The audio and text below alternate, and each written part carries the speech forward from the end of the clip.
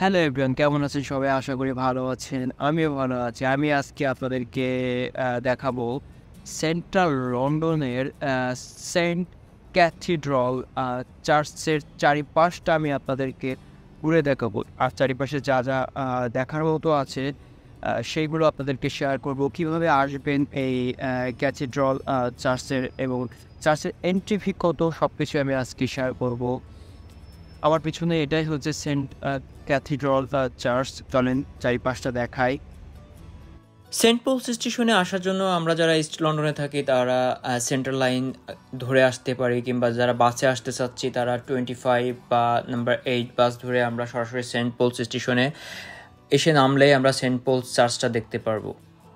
বাস কিংবা ট্রেন যেটা থেকে নামেন না কেন, নামলেই আপনারা দেখতে পারবেন হাতের বাম পাশে 1 থেকে 2 মিনিট হাঁটলেই পাটারনাস্টার স্কোয়ার, যেটা ক্রিসমাসের সময় এটাকে ক্রিসমাস মার্কেটে বলা হয়।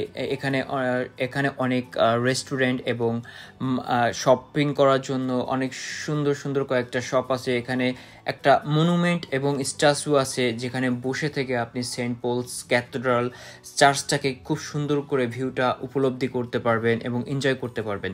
আমি এই মার্কেটের মধ্যে দিয়েই আমি অন্য একটা এন্ট্রেন্স দিয়ে, যেখানে মেন এন্ট্রেন্স সহ আপনি অন্য এন্ট্রেন্স দিয়ে চার্চের ভিতরে যারা প্রবেশ করতে চাচ্ছেন সেই জায়গাতে আমি নিয়ে যাচ্ছি আপনাদের।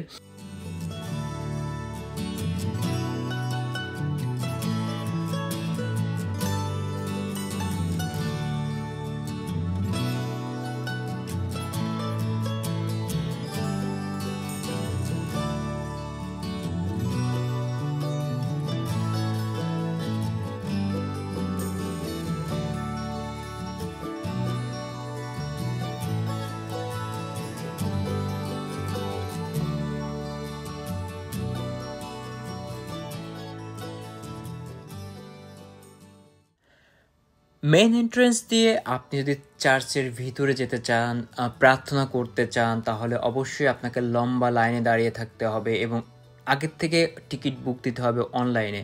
অ্যাডাল্টদের জন্য £25 এবং চিলড্রেনদের জন্য £10। এটাই হলো main entrance. So main entrance দিয়ে ঢুকতে হলে আপনাকে অবশ্যই লম্বা লাইন দিয়ে দাঁড়াই থাকতে হবে।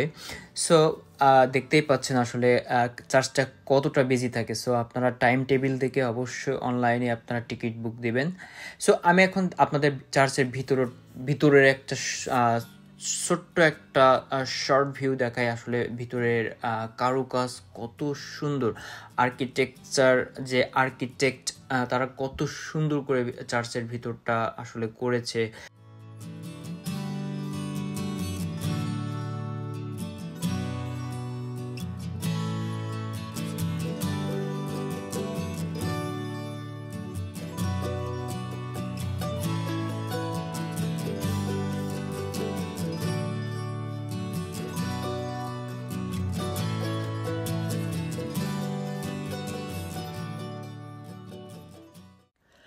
আমি এখন চলে যাচ্ছি সেন্ট পলস ক্যাথেড্রাল চার্চের পিছন সাইডে আসার কারণ হচ্ছে একটাই, শুধু সেন্ট পলসে আসবেন, সেন্ট পলস চার্চটা দেখবেন, এটা তো আপনাদের ট্যুরটা শেষ হলো না।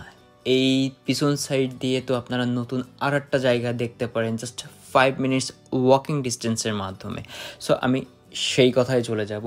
সাথে সাথে আপনাদের পিছন সাইডটাও দেখতে কেমন, চারিপাশটা দেখতে কেমন, চার্চের সেই ভিউটাও আমি আপনাদেরকে একটু দিয়ে দিলাম। সো আপনারা সেন্ট পলস ক্যাথেড্রাল চার্চ দেখার পরে আপনারা এখানে বসে পিছন সাইডে একটু রেস্ট নিয়ে তারপরে আবার যদি 5 মিনিটের দূরত্বে হাঁটতে চান তাহলে নতুন একটা জায়গা পেয়ে যাবেন। জায়গাটা হচ্ছে মিলেনিয়াম ব্রিজ এবং টেট মডার্ন।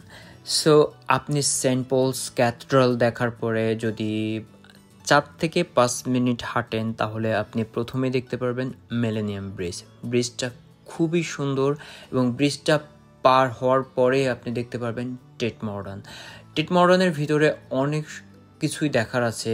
আসলে সেগুলো আপনি দেখতে পারবেন, হিস্ট্রি জানতে পারবেন।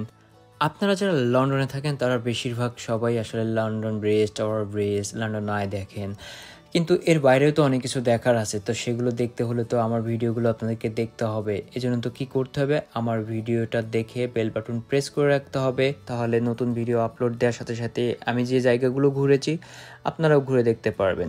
এবার চলে যায় আসলে মেইন কথায়, কিভাবে আপনারা মিলেনিয়াম ব্রিজ এবং টেট মডার্নে যাবেন। সেন্ট পল চার্চের পিছন দিয়ে আপনি যদি আসেন তাহলে সোজা এই রাস্তাটা দেখতে পারবেন, এবং সোজা এই রাস্তা দিয়ে 3 থেকে 4 মিনিট হাঁটলেই আপনি এই যে দেখেন, এটাই হচ্ছে মিলেনিয়াম ব্রিজ এবং Tate Modern. So thank you very much, দেখা হবে নতুন কোনো ভিডিওতে। ভালো থাকবেন সবাই, বাই বাই।